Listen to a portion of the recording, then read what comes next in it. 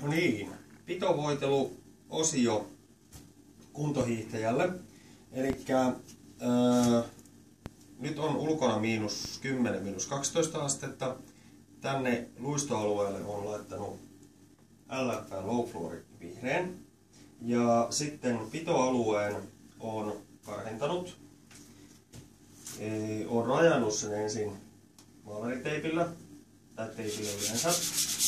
Sitten olen valmiiksi jo karhentanut tämän, näytän sen vielä tässä toisen kerran. Eli karhennetaan keskusta. Ja jos on tarvetta, niin puhdistetaan vielä puhdistusaineella. Rätin kanssa annetaan vähän aikaa se kuivua. Ja sen jälkeen aletaan laittamaan sitten, nyt kun on tällainen -10, -12 astetta, niin laitan sinne tällaisen vähän kovemman pohjavoiteen.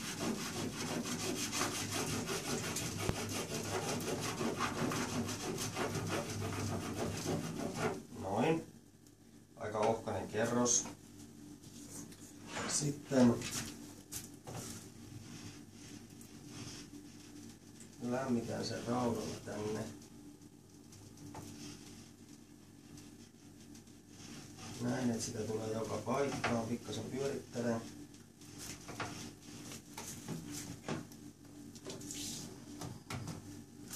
Noin. Sitten tasataan se. Ovaksi voi myöskin vetää ja noin reunalla pikkasen, sieltä tulee tasainen ja hyvän näköinen. Noin. Sitten kelialueen voitelu. Laitan pikkasen siihen tällaista pehmusta purkkia ensin, ihan tuollaista -5 kelille olevaa purkkia tähän hyvin ohkaisen kerroksen. Noin. Saman tien tasoitus. Ja sitä ei tarvitse hirveästi, jos sisällä voitelee, niin ei tarvitse hirveästi hinkata. Se ottaa siihen aika hyvin. Sitten laitan vielä toisen kerroksen tuohon potkualueelle. Eli tuohon, minkä toi päkialue tulee, niin laitetaan siihen vähän enemmän kuin tuonne muualle. Ja sitten vasta alkaa tähän pintaan laittamaan kelivoitelua. Eli nyt laitan -2–8 laitan. Ja sitten laitan tällaista -10 purkkia näitä. Ensin laitan tätä -2–8. Sitten laitan tätä -10 ylöspäin. Sitten taas kerran tätä -2–8. Ja päällimmäiseksi laitan tämän kylmimmän, eli tämä -10 ylöspäin. Eli tuo vitikelin pito, niin se on ihan siinä sen takia, että se tuo sen luiston siihen pintaan. Ja hyvin tällaisia ohkaisia kerroksia laitan näitä tähän ja aina kevyesti vedän korkilla ja vuorotellen.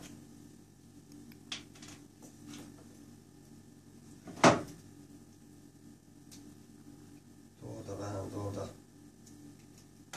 uusi purkki, niin otetaan siitä pikkasen pois metallia. Noin. Ja tätäkin tällainen. Eli mahdollisimman ohkaisia kerroksia, niin silloin se pito ei jää tänne sellaisiksi klönteiksi, vaan se tulee tasaisesti ja näin se suksi luistaa parhaiten. Sitten laitan vielä kerran -2–8 ja sitten vielä laitan viimeiseksi sitä kovaa uudetta siihen pintaan, niin se on siinä. Ja jos suksi lipsuu, niin silloin lisään tätä pikkasen pehmeämpää pitoa tähän keskialueelle, eli siihen potkukohtaan, niin silloin se pitää. Saako sillä saman tien lähteä hiihtämään? Kyllä, sillä voi ihan saman tien lähteä hiihtämään. Ja jos se tosiaan lipsahtelee, niin silloin vaan tähän keskialueelle, ei koko pitoalueelle, vaan tähän keskialueelle lisää sitä pitoa. Koska jos sä laitat koko alueelle sitä, niin silloin se aina huilontaa sitä luistoa, mutta jos on tässä potkualueella vain, niin silloin se ei huonona luistoa, mutta se tuo pitoa siihen lisää, koska suksi on tästä kohdasta karvimillaan.